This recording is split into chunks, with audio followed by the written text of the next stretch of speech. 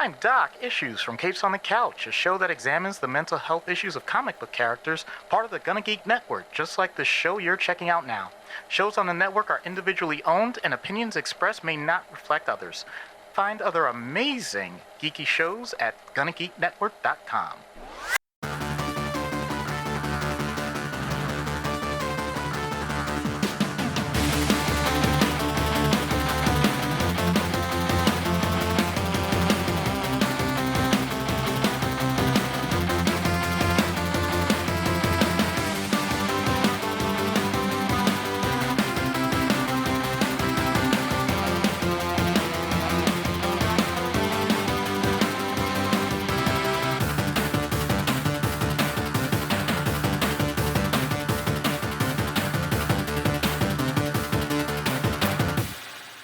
And welcome to Play Comics, where once again we're looking at a video game based on a comic and how well it represents that source. No, we're not actually. We're looking at a video game based on something else that eventually had comics, and it's April. And that's why we get to do this, because it's April Fool's Month. And how do you make anything good? You take one thing, you take another thing, you have a mystery third thing that nobody knows what it is, and then you have Proffit. Guess what? I have Tommy Proffitt here. Hey, See, that's me. That was going somewhere. That's me. I am Tommy Proffitt, and I am so delighted to be here talking about this game and this character and this franchise. For anybody who hasn't seen the episode art yet and doesn't know what we're talking about, today we are looking at Bartman Meets Radioactive Man, which is a game that exists. It's a game that exists. That is correct. It is a game based on a fictional, at the time, comic series in the popular show, The Simpsons. Hey, I've heard of that show. Yes, it is one of the, it's so funny that this game exists because it is like pulling from, like the tiniest of tiny reference material, right? When it is made. But for whatever reason, they decided that this was going to be the third and final game made for the NES in the Simpsons gaming canon, which is very funny to me. So, Tommy, I have to know, what is your history with the Simpsons? Oh boy.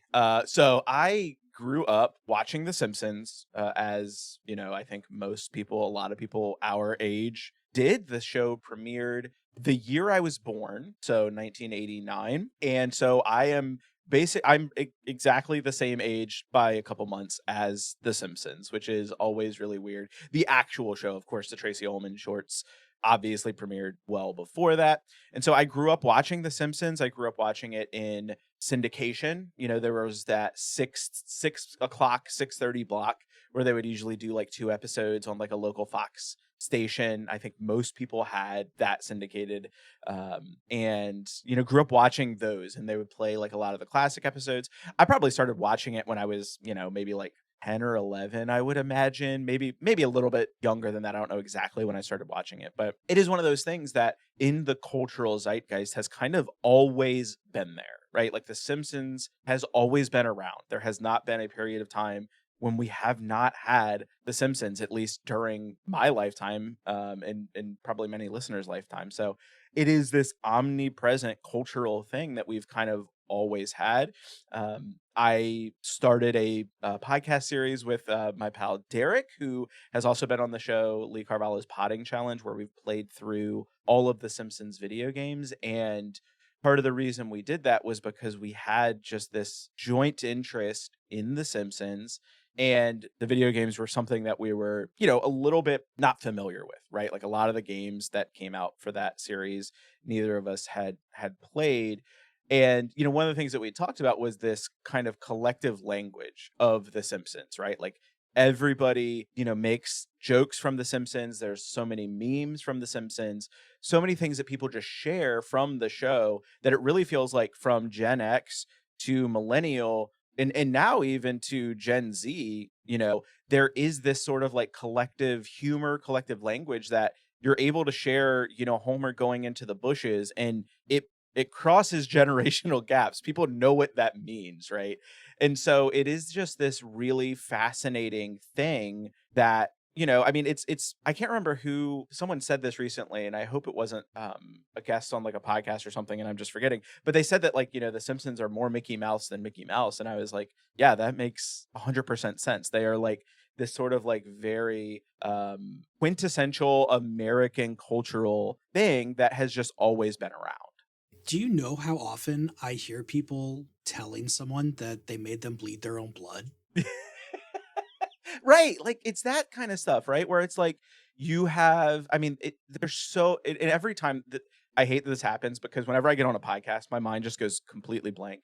And so I won't be able to think of like another actual, you know, Simpsons reference, but like it is that, right? Where it's like people will just say things not realizing it's from The Simpsons. We just covered the Simpsons movie on our podcast, and the plot of that is there's an ecological disaster, and so they put a dome over Springfield. There's a very famous Stephen King book, I believe, that got turned into a show called Under the Dome. My entire life, I just assumed the Stephen King novel came first. It didn't. The Simpsons movie predates the Under the Dome series, which is wild to me. And you know, that's not to say that like that's where Stephen King got the idea, but it's that kind of thing where it's like the Simpsons are also, you know, this force that has been known to predict things. And part of that is just because of, one, how long they've been doing it for. And so they can kind of, you know, they have their finger on the pulse of what's happening, but also part of it is, you know, these really smart writers that are working on the show that kind of can see trends and not necessarily even trying to will like predict things. And so like the Under the Dome then becoming like a Stephen King thing is just one of those things that's just very weird, but it's in that sort of, it's accompaniment of what is The Simpsons, right? Yeah, that combined with the fact that you have these people working on the show who are in the entertainment industry, who have seen the dark, seedy underbelly of everything Yeah. and can kind of expose things that are going on in a way that lets it hide behind the humor. So we don't see anything, we don't think anything that's too weird about it when we see it on The Simpsons. And then 10 years later, oh, this was a horrible person. Like The Simpsons predicted Yes. it. Yeah. Yeah, absolutely. Well, what about you? What's your history with The Simpsons? My mom would not let us watch it growing up because she thought that Bart Ah. was a bad influence. And I thought that was bad. And then it must have been baseball season, so I didn't care anymore. And then at some point, I just started watching it when it was on Netflix, I believe, one of the streaming things. Mm-hmm. And I got my wife to start watching it with me, and she actually enjoyed it a lot more than she thought she would. She also has a brother who is pretty close to your age. So Okay. he Yeah. probably annoyed the mess out of her with Simpsons stuff growing up. I mean, yeah, that's the other piece too, is that people who are into The Simpsons also, you know, kind of talk about it a lot and use those jokes because it is so witty, it is so, you know, smart, right? That but also has a lot of like irreverent humor, and again, it kind of creates that sort of like cultural dialogue that like, you know, even people that have never watched an episode of The Simpsons before know at least one Simpsons joke or one Simpsons meme. I'm convinced of that. Like I have a coworker who is much younger than I am and knows all of Steamed Hams. Like he knows that whole thing, and I don't think he's ever watched like a full episode of the show. And so it's that where it's like The Simpsons is just omnipresent in the cultural consciousness, the sort of like lifeblood of like American entertainment, that like everybody knows something about The Simpsons. And there's a lot of annoying fans like me who will just, you know, quote the show or go on like really long deep dives into something related to the show, because there's a lot of stuff that is related to this show that is like spun off from it, like a weird comic line that goes in a really weird order for a character that's introduced in the show. I mean, let's take a look at that though, because when I went into my local store and said, "Hey, do you have any Radioactive Man comics?" Like they know I do this show, so they knew why I was asking. She laughed at me because why would they have any? Which Why would isn't they? I mean, it isn't saying anything about the quality of the comics. It's more of, hey, Chris, you know how this store is. You know we wouldn't have any. Yeah, they're bizarre, right? So there is a series of, there's actually been, I think, two specific Radioactive Man comic series one from January 1994 and then another one in the 2000s. And the way the first series kind of went was they started with Radioactive Man #1, and then they just kind of jumped around in terms of the timeline, like in terms of this is a fake, comic in the Simpsons show. So the idea is at the point in time when they're writing this, there would be hundreds upon hundreds of, or thousands really, of issues of this comic series. And so it starts with #1. The immediate issue after that is Radioactive Man 88. Then it goes 216, 412, 679, and 1000 in that first series.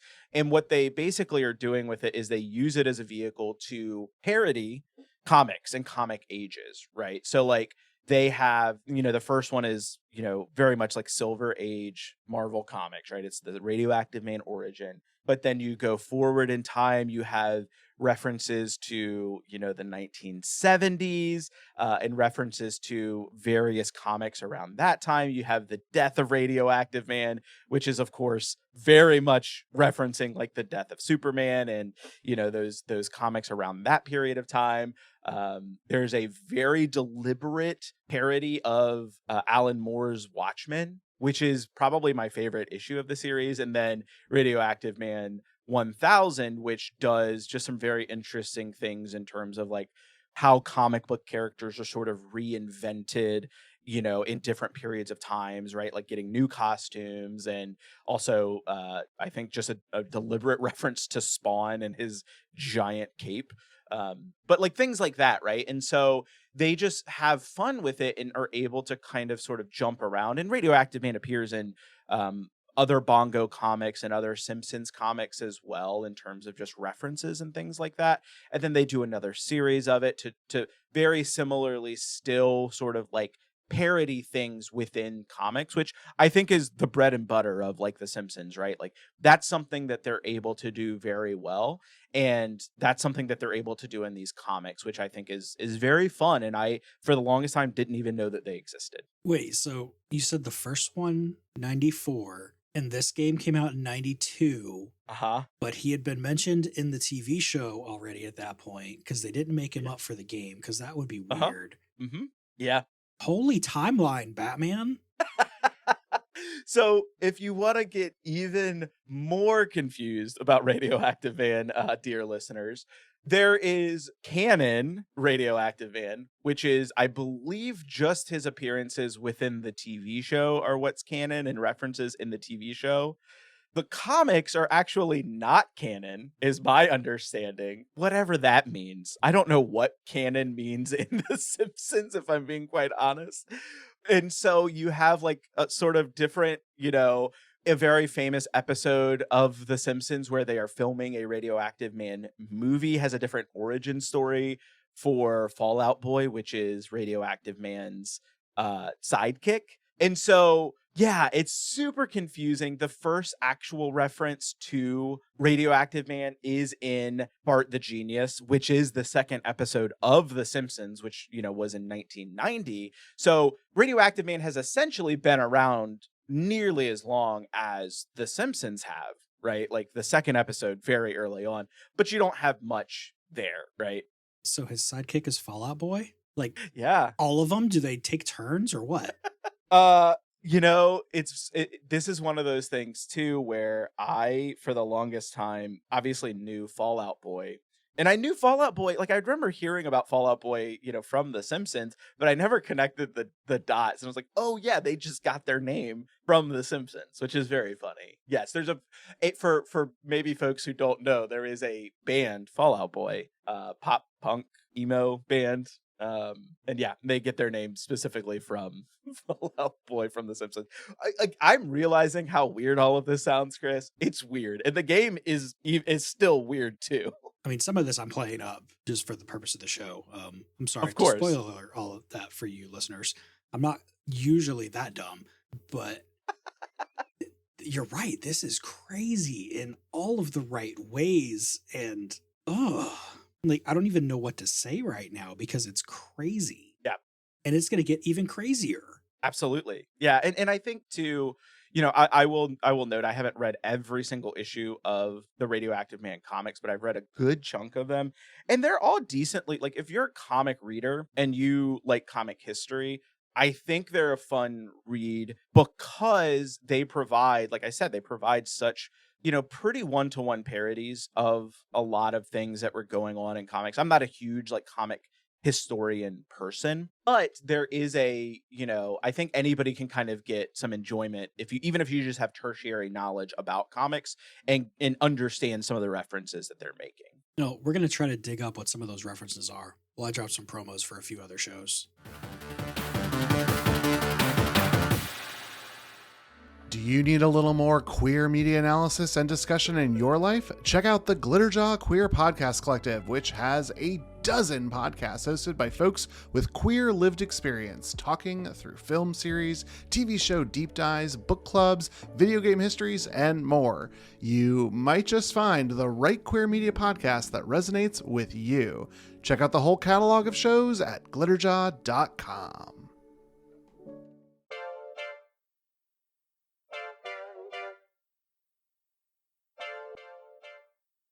Hi, and welcome to Gender Pop. I'm your host Carly, but don't worry, it won't just be me. A roster of beautiful people will be joining me throughout the season to discuss their relationship to gender through the lens of pop culture. If you want to hear passionate and honest and thoughtful conversations that explores our journey with the concept of gender by examining the art and media we consume, then this is the podcast for you. I do hope that you will check it out. Please subscribe and follow as new episodes are released every Tuesday. Thank you, and I really look forward to embarking on this with you. Gender Pop is completely free and available wherever you like to listen.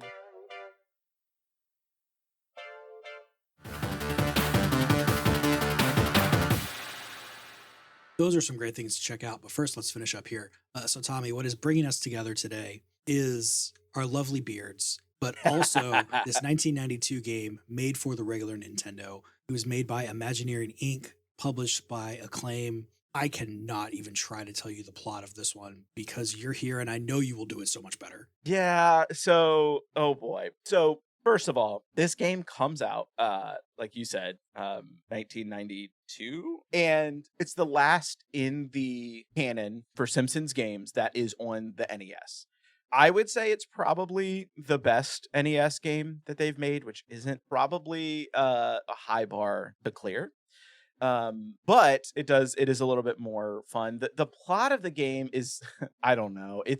Bart is reading a Radioactive Man comic. He gets to the second to the last page and realizes Radioactive Man isn't there. And he gets worried because something has to be wrong. Radioactive Man hasn't shown up in his own comic yet.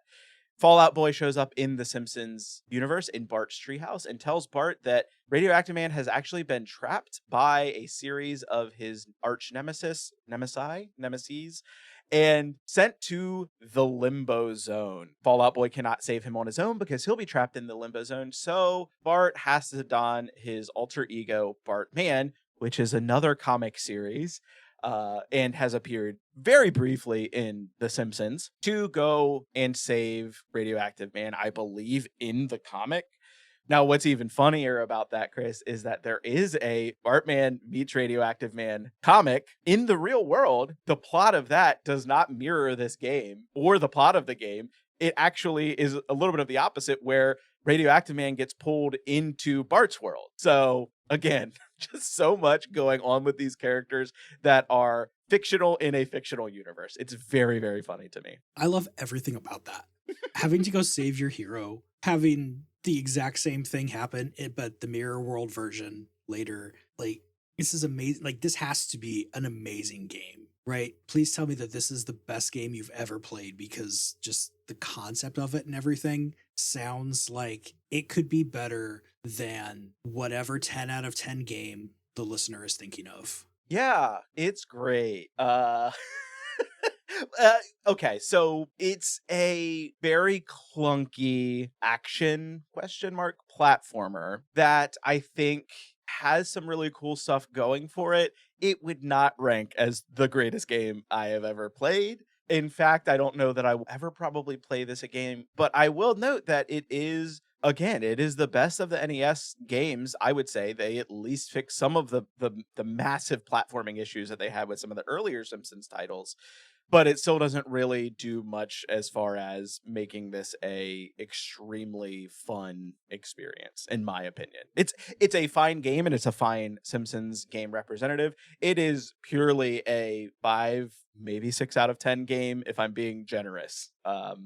You know, one that has a lot of flashy colors, and one that is one to play if you're just a completionist and want to play every Simpsons video game, not one that you have any need to play outside of that, in my opinion. Okay, I'm done playing it up with that. Like, I did actually look at this one. I played it. I watched more videos than I thought I was gonna have to watch because this is an NES game. Like, it's not the worst thing I've ever played. Yeah.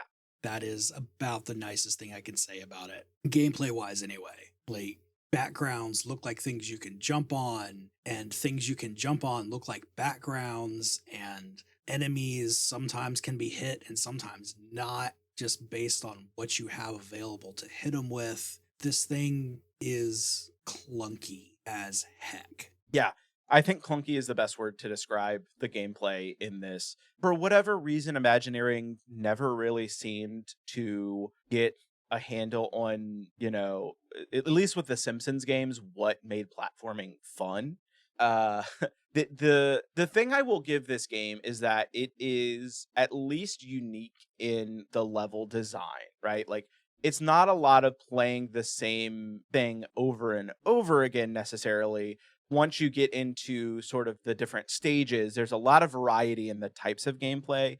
This is, I think, the first Simpsons game that has a swimming system. Like, this is the first one where you can actually swim. You can also fly in bonus levels and in some of the standard levels. Not that the gameplay is great for those, but it's at least varied, right? So I will give it that. And I also think that it's a kind of, I think I personally think the art style is at least interesting to look at. It does suffer from exactly what you said. A lot of stuff looks like it's, in the background, it's something that you can jump on. It is not. There's some blind falls, but at least it's pretty to look at, I would say. The first stage, that junkyard stage, I think looks pretty cool. And it looks like something that you would expect to see in a comic book game, at least for me. It really reminds me of one of those first few stages in Comic Zone. Just stuff all over the place. I mean, it's not nearly as pretty as that, partly because Comic Zone is on Genesis. But, it's that kind of feel. You're in a junkyard going around. You have to avoid some stuff. You have to beat some enemies that are a pain in the ass. And you just go through, and that's the only level I could beat because I am a little baby gamer who decides that he's done. Yeah. No, listen, I would not, I don't blame you, right? Like, I definitely don't blame you for giving up on this one. It's also interesting too, because again, final game on the NES, this comes out in 1992. Like, the Super Nintendo and the Genesis are out at that point. In fact, there are other Simpsons games released on the SNES and on the Genesis. You have Bart's Nightmare and Krusty's Super Funhouse, both of which are released on the NES, or on the SNES and the Genesis, but for whatever reason, they decide not to port this over into sort of the next gen. It does get a Game Gear release, which I have not played, but yeah, it's fascinating because I think this is a game that probably would have been better served on a more powerful console than on the NES. I don't quite remember the rationale as to why they decided to not port it over or not to move it forward. But I think part of it is probably just because the team that they were working with had already made like the other NES games. And they were just sort of like, I mean, they were also cranking out Simpsons games, during these years. So like, why not just have a strictly NES version? But either way, it is a game that I think would be better served, especially because you want it to be colorful. It's a comic book game, right? Like, you want it to be either colorful or dark and gritty, which it kind of is. And it would have been better served with, I think, some enhanced graphics for sure. I did look a little bit at the Game Gear version of this. It looks different. Some parts are better. Some parts are worse. I'm sure some of the things that I think look worse were because I was looking at it on a screen that is way too big for a Game Gear, and that's going to blow anything up that you can normally hide in that. think it's a toss-up on if you have to play this game, which version you should play. I would probably say the NES version, just because then you don't have to worry about batteries. Absolutely. Yeah.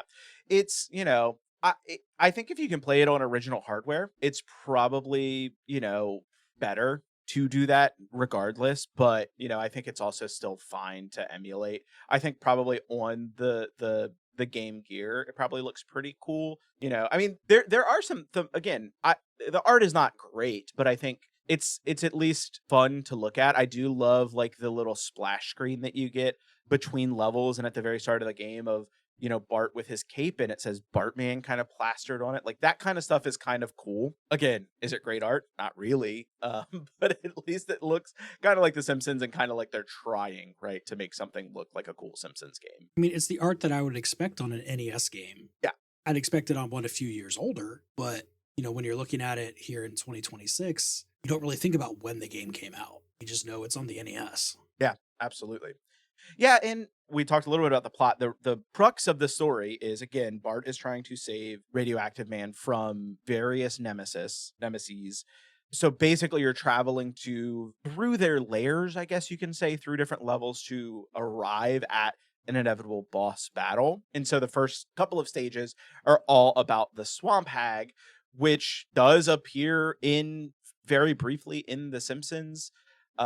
Not as a full actual character, but again, as just like a very quick reference point, just referenced on the cover of a Radioactive Man comic. So props to them for actually, bringing in references to the show that are very niche, I would say, that a lot of people, like, they could have very easily invented bosses for this game. And they decided not to do that. And that, I don't know if that was because of the Simpsons staff telling them they couldn't do that, or if that was of their own choosing, but they actually bring in some references to the show, very minor ones. And yeah, so the first boss being the Swamp Hag, boss battles are not that interesting, I think, in this game. And hers is not that interesting either. You basically just have to climb up and spam hitting her with projectiles, right? What were your thoughts, Chris, on did you get to see the Swamp Hag battle, and what was your thought on who the Swamp Hag was? Really key emphasis on see the battle as opposed to play the battle, but I did see it. I mean, it's an interesting enough thing. I didn't have anybody jump out really that I thought that she was an obvious parody of.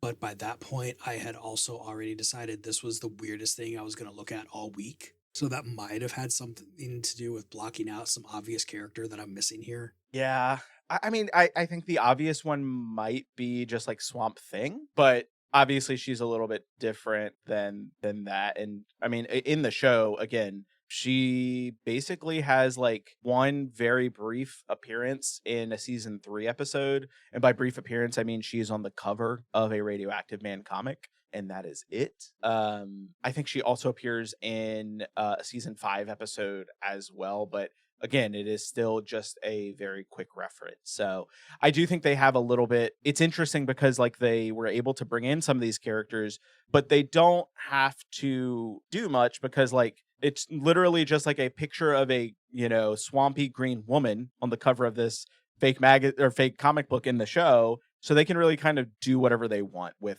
who she is, right? Like they kind of, even though they do have to bring her in and, reference that material, I guess, they can kind of just let her do whatever she wants because she doesn't have any powers in the show. They could just do anything. What about chapter 2 where you have to go and fight definitely not Dr. Zoidberg?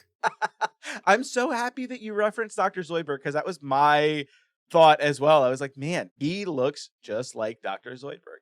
Now, Dr. Crab does have a little bit more reference material, but I do think much of that comes later after this game. He does appear, and I think he is referenced as like Radioactive Man's like number 1 arch nemesis, I believe, in some of the show. But yeah, I mean, he's literally a crab in a lab coat that hops around and you bash him into walls, and that's the boss battle, right?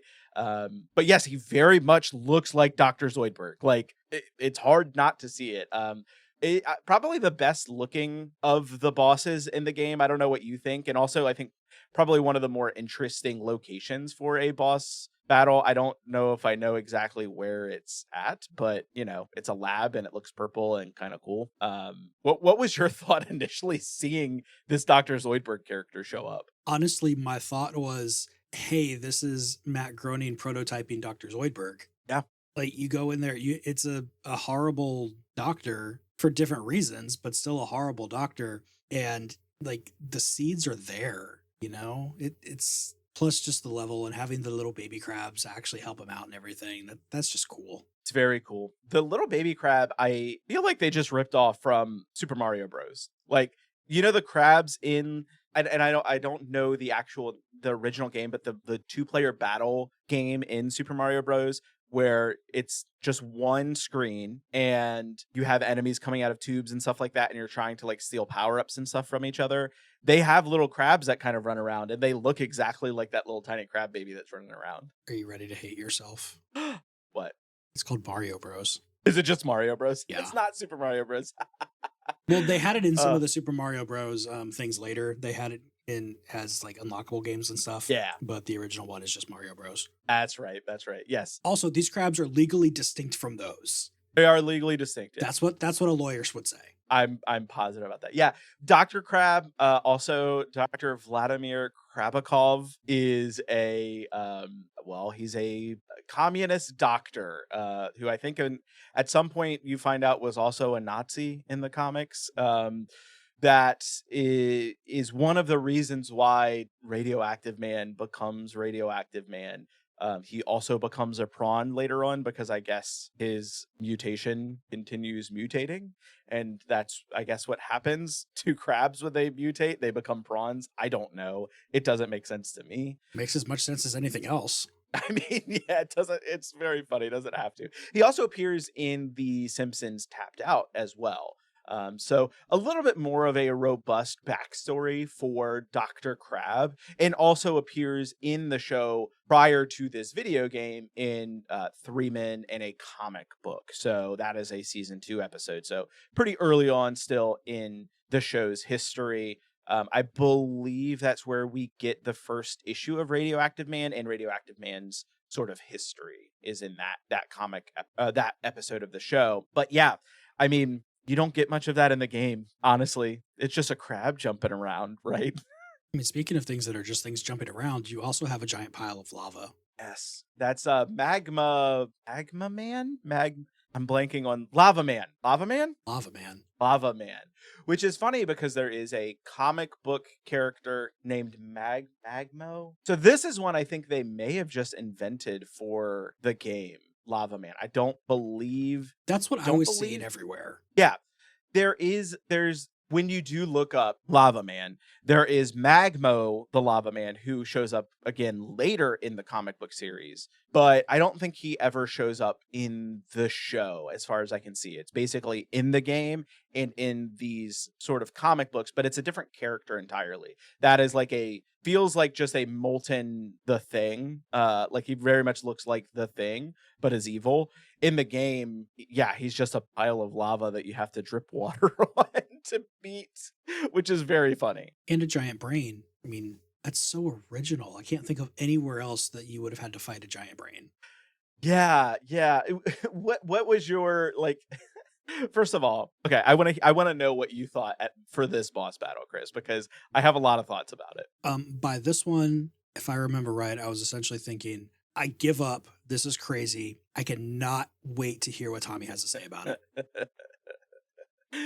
Yeah, so, okay. Braino the Magnificent, I believe, is, a mastermind, right? Of course, because he's a giant brain. Here's the thing, listeners, if you haven't played this game. It's a brain in a tank. So that's thing one to keep in mind. It's a brain in a tank that jumps around. The tank is jumping. Why is the tank jumping, Chris? Why is the tank jumping in the boss battle? I don't understand why that is the way it functions. But honestly, it's hilarious to me because this feels like one of those things that was a joke. Like, this feels like very much a joke of he's going to be in a tank, but instead of just rolling around on the ground, let's make him jump. And I think it's funny. It makes about as much sense as having a shark who can breathe on land walk around with robotic spider legs. I 100% understand that reference. Oh, I was just thinking of something crazy. That was all. I thought that was a superhero. No. Like an no. actual superhero.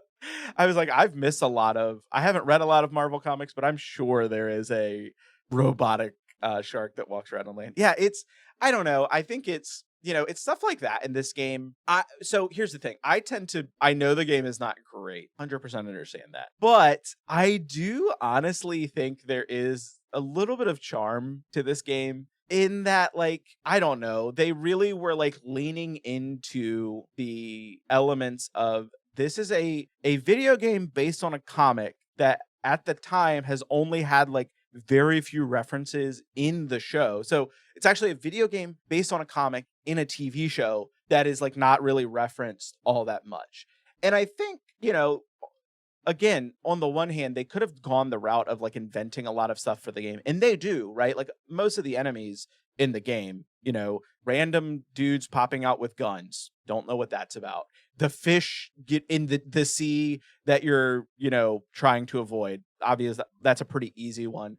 Or in the junkyard, screws that just pop up and down, right? Like, so they do invent some stuff. But I also think they really lean into the idea of, we want to make this feel like a playable comic book. Do they succeed? No. But I do think it's at least, there's at least a little bit of charm in the fact that they like tried to do that. Even if you're watching like the very opening scene, I don't know if you noticed this, but in the opening scene where Bart is reading the comic and Fallout Boy shows up, there's a little tiny indication that the words that are above their heads are actually bubbles, like comic book bubbles of their like dialogue bubbles. There's a little triangle that moves back and forth between them. Not executed well at all, but at least they were trying, right? Like that's about all I can say is they tried something. And I keep coming back to that of like, this was a cash grab, as all of these early Simpsons games were, but they tried something a little bit different. And I have to give it at least a couple points for that. I mean, this is a show where effort matters. So the fact that they went in, tried to do that speech bubble thing, tried to have cool bosses for their levels, at least serviceable is the worst you can say about any of the enemies in each level. Yeah. I think they were all generic enough that it worked. It didn't matter that they weren't some specific person in there. Like Lava Man, whether you think it's the same Magma the Lava Man that shows up later or not, either they made up a cool character and then you never saw him again, or they made up a cool character and you see him again later. They still have this thing showing up. Like everybody in here, you can tell who they're supposed to be. They do pretty much what you'd expect them to do from what little information you have from The Simpsons at that point. And they tried. I've looked at plenty of games where it's so obvious. It's like, here's a generic game. Let's slap a license on it. They at least took the effort to find a generic game that made sense to have the license. Yeah.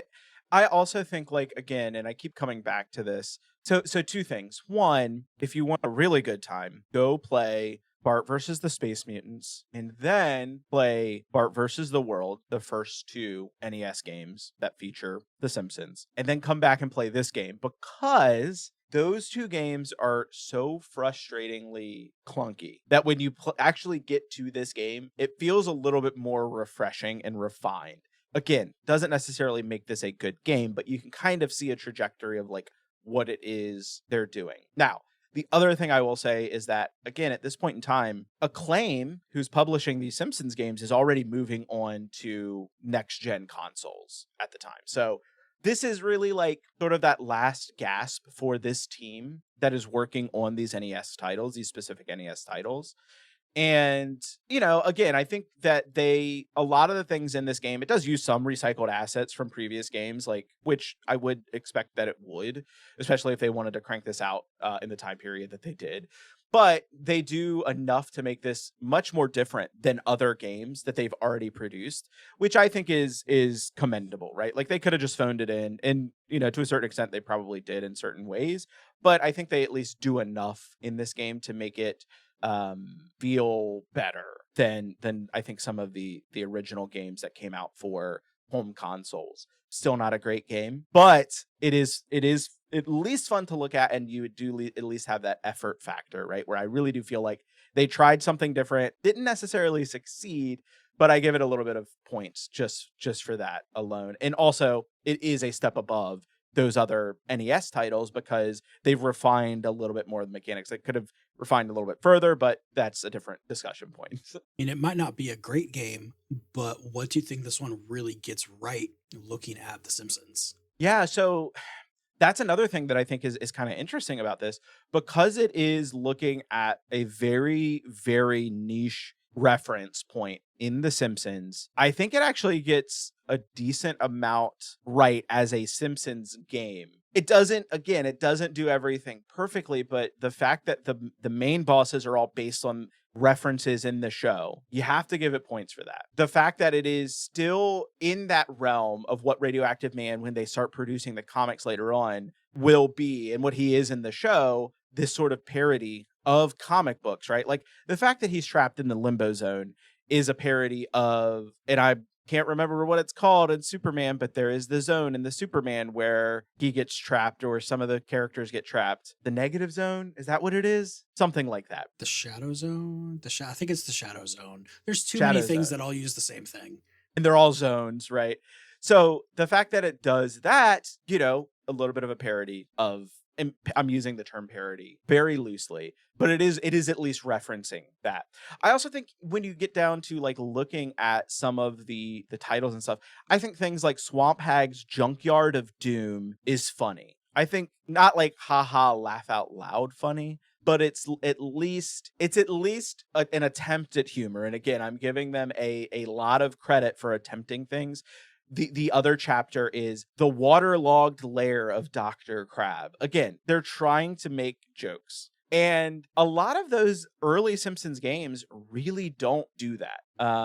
Also, 20,000 miles under the earth instead of 20,000 leagues under the sea. Again, they're trying to make jokes. And then you have the final boss battle of a brain in a tank that's jumping around. So I do have to give them some amount of credit for, one, sticking to trying to parody, use the character and use the game as a way to parody, even if it doesn't work, superhero things. And also doing those very niche references of, the Phantom Zone. That's what it is. The Phantom Zone is what I was thinking of for Superman. Parody the Phantom Zone, parody things like, or reference things like 2000 Leagues Under the Sea, and things like that. That it feels very, I'm very endeared to this game because of that. Again, probably would never play it again, but I think it does get a lot of points for being, as a Simpsons game, because there's a lot of low points for those games, of being pretty representative of what it means to be a Simpsons game, of bringing in humor, bringing in references, and bringing in parody. But what do you think about all that? Well, on top of all of that, because one thing I do really appreciate about The Simpsons is the density and complexity of the jokes that they make. Yeah. When Bart goes and lets his imagination do its thing, it's a really well-formed imagination. So I can totally see this being something like he falls asleep when he's up in the treehouse and that's a dream that he had, and there's a whole episode. Yeah. Like, there is nothing about this game, storyline-wise anyway, that doesn't feel perfectly at home in an episode of The Simpsons to me, especially back when this game came out. Yeah, I totally agree with that. The other thing I would say too is, and this is something that we don't really talk about a lot today because we don't have the full package when it comes to video games. Usually it's like a digital download, right? But back in the day, you had games with box art. Well, you saw box art, but you have games with box art and you have manuals. I'm a sucker for a video game manual and sucker for video game art on the boxes and things like that. The splash screen in the actual game itself, the Bartman Meets Radioactive Man splash screen, is a little clunky, but it's kind of cool what they try to do. I know what they're doing. They're trying to parody like a, Batman and Superman sort of thing. They're flying at the screen.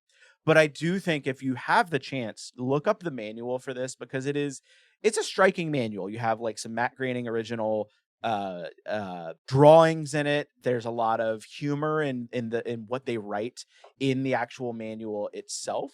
And I appreciate stuff like that. I think manuals are a lost art form, and it's something that you really can appreciate, because back in the day, we would have to look at the manuals to know what to do a lot of the times. People don't realize that now. A lot of the information wasn't presented to you in the game. A lot of that information you had to reference in the manual. So making a manual that is fun to look at, I think is, again, it's a lost art form, but it's something that I really appreciated about this game, is that it is very striking. I mean, I'm looking at the manual right now and 1000% back up everything you have just said. The fact that you can use this manual and you don't have to have a tutorial level to show you anything, like, this is what you did on the ride home after you bought the game. Yeah. Oh, yeah. Oh, I so remember doing that, right? Like of just opening up the game and then reading about what I was going to expect in the game. And yeah, and like the drawings are just, again, I already used this term striking, but I think they really are. They're striking images that, they didn't have to go out of their way to have Matt Groening draw these, flies that will be represented in the game. He didn't have to draw the weird squid thing, which apparently is Dr. Crab's sidekick is a squid and not a crab, but in the game it's definitely a crab. But in the manual it's a weird looking squid thing. But they do, and I think it's really cool, and it's a really fun one to look at. What do you think this one gets wrong looking at The Simpsons? Well, it's only Bart, and it's not even Bart, it's Bartman, right? Like, I think that it's a very deep cut, right, for Simpsons references. Like, some of the earlier Simpsons titles would have things like, you could call Moe's, right? Like from a payphone in Bart versus the Space Mutants. And you could visit the Simpsons house, and you could visit various locations in Springfield. You can't do any of that in this game. This is all within that Radioactive Man comic book. So if you're a Simpsons fan and you're not really that deep into any of this weird Radioactive Man lore, you might be kind of put off because you don't have any of the Simpsons characters that you're expecting to show up. It's just Bart, and it's just Fallout Boy, and it's just Radioactive Man, which for me, I think is enough. But I know for a lot of folks that is probably very disappointing, and it's probably a reason why this game went relatively unnoticed. I mean, it didn't set records, but it was like on the top, one of the top lists of like rented games. Did not hit sales in 92, but for NES games, it was one of the top rented games. And I think that probably speaks to the fact that people picked it up, didn't get a lot of the Simpsons references they were expecting, and didn't finish it, So it probably gets more wrong about the Simpsons than it gets right.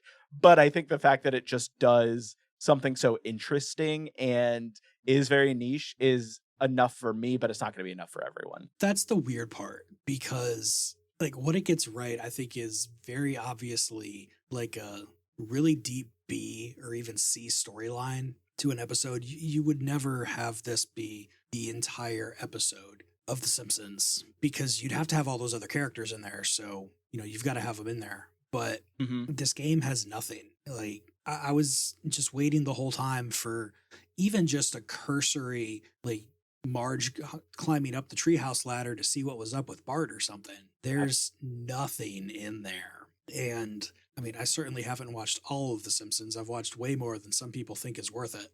But part of what I like about The Simpsons is that, for the most part, there isn't any inherent reason why it needs to be a cartoon. So you've got people going and checking on people, and you have characters interacting all over the place. Having only Bart in here is weird. It's weird. Yeah. I mean, at the time, there was Bartmania, right? Like they were really pushing the Bart character.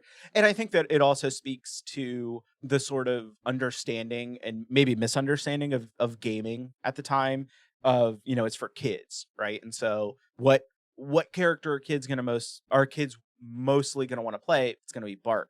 Bart will be the star of most of the Simpsons games and most of the early Simpsons games.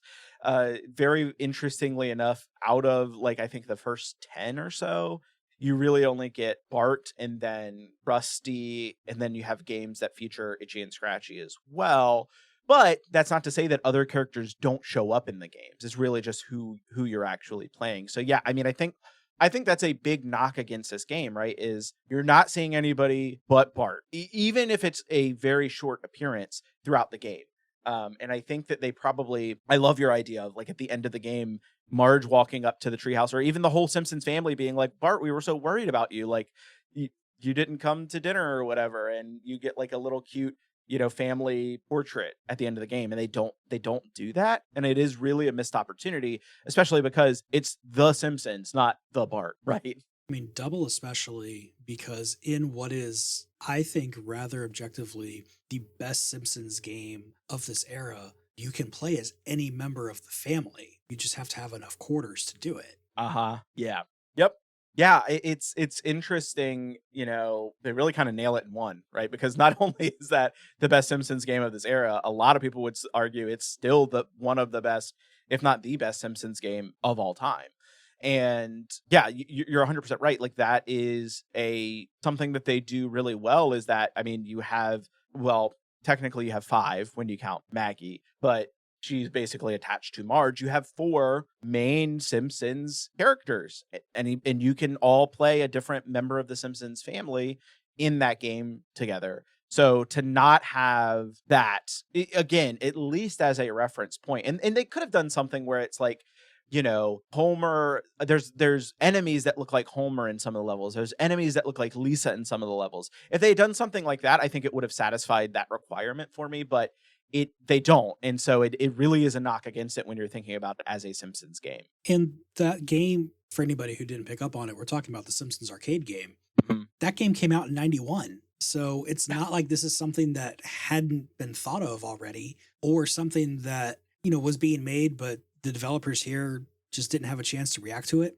This game was out. Like they could have known. They should have known. I mean, it's Konami making it. So, okay, there's different people and everything, but still, it's the Simpsons. Yeah. Give me more. I mean, they do some weird stuff with these early Simpsons games, and it's one of the reasons why I think I give this one higher marks is simply because, like, Krusty's Funhouse. It's like, why is it just a Krusty game? I don't know. Bart's House of Weirdness.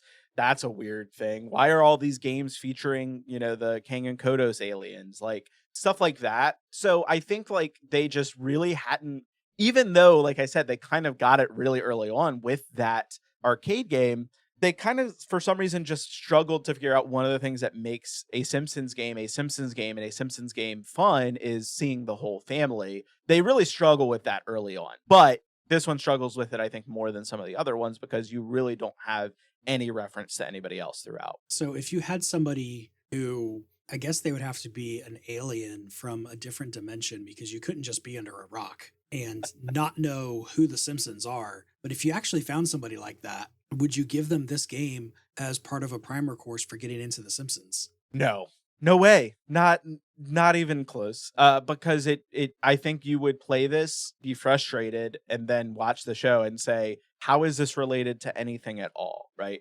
What it does have going for it is if you were to watch The Simpsons chronologically, starting at, the very first episode of the show, Radioactive Man shows up pretty early. So plus mark there. But no, it really doesn't capture the essence of The Simpsons that well. It captures the essence of the idea of what an interesting Simpsons game could be.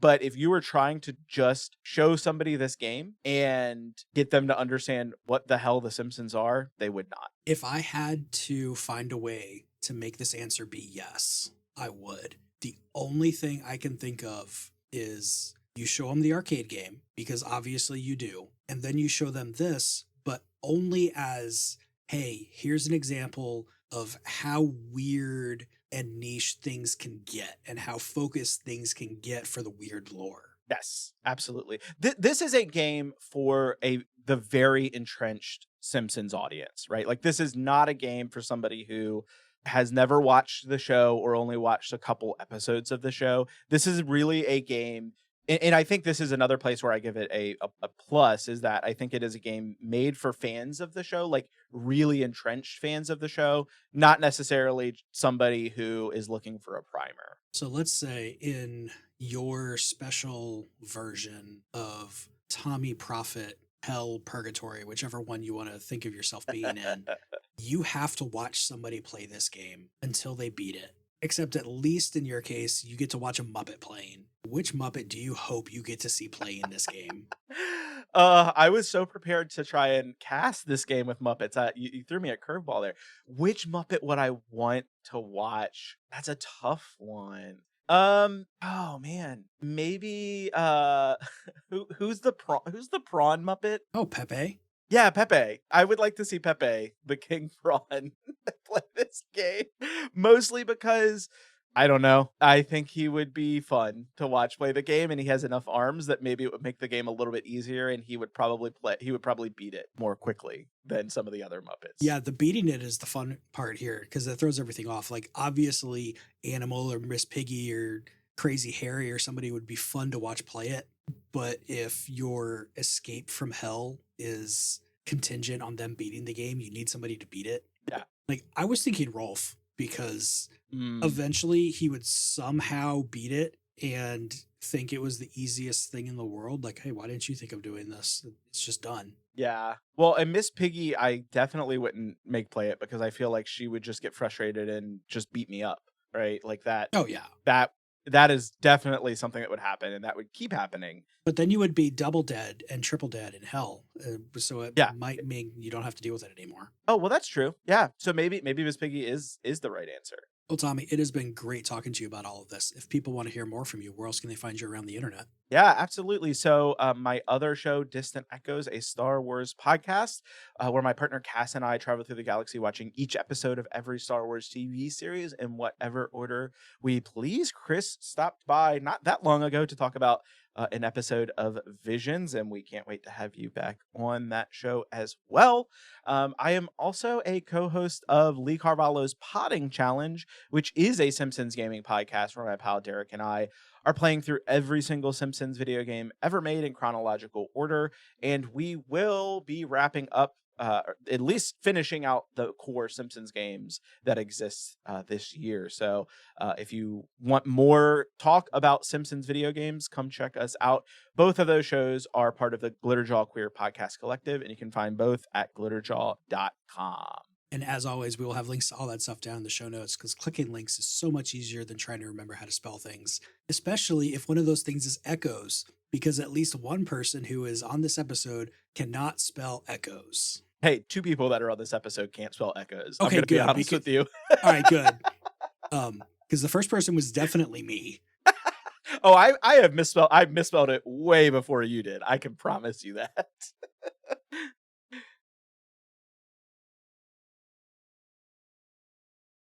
As always, the best place to find me is over on playcomics.com, where you can find links to all the social media things, which is mostly Blue Sky and Threads, because that's just seems to be where different groups of people are actually hanging out. And I can be a little bit of a chaos gremlin, which is fun.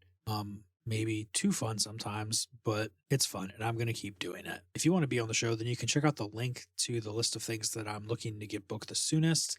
Look at the list. It's great. And if you see something on there, then say, hey, I want to come on for that. And we'll try to make it happen. If you see something that would be good for somebody else, let them know and they can talk to me about it. Or, all kinds of other things that would make sense going with that. It's just great. You should do that. Or maybe you just want to have a smaller way to be into the show, or you were too late and somebody else snatched it up before you.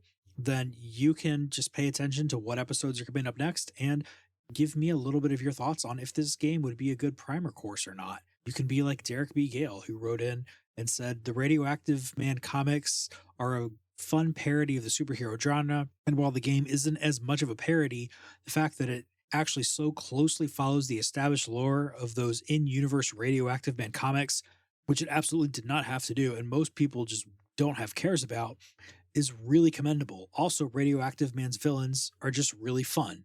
Have your thoughts like that. It's cool. If you want to try to be on the next episode with something like that, then keep in mind that the next one that's going to be coming out is Sailor Moon, Another Story. If you want to help support the show, then you can be like Ona Class or Dan McMahon and give the show money, because unfortunately it does cost money to run a podcast, but I'm going to keep doing it anyway because it's cheaper than going to the flea market every weekend. Don't forget that Play Comics is a part of the GuineaGeek.com network, home to such wonderful shows as Capes on the Couch, Anthony and Doc, I miss you. Spider-Gwen. If you want to hear Carrington Martin and I talk about those pieces of children's media that were teaching us all those lessons when we were younger, and then now all of a sudden we're supposed to forget about those lessons because those don't apply to the real world. We're adults now. Yeah, I don't care about that. That's stupid. Those lessons should definitely still apply. You probably want to go check out Sugar, Spite, and Everything Is Fine. If you like the music that I'm rudely talking on top of right now, head on over to backingtrack.gg, check out all the great music over there, and maybe find something for your own project. Most of all, just grab a game, grab a sack of comics, and go find yourself a new favorite character.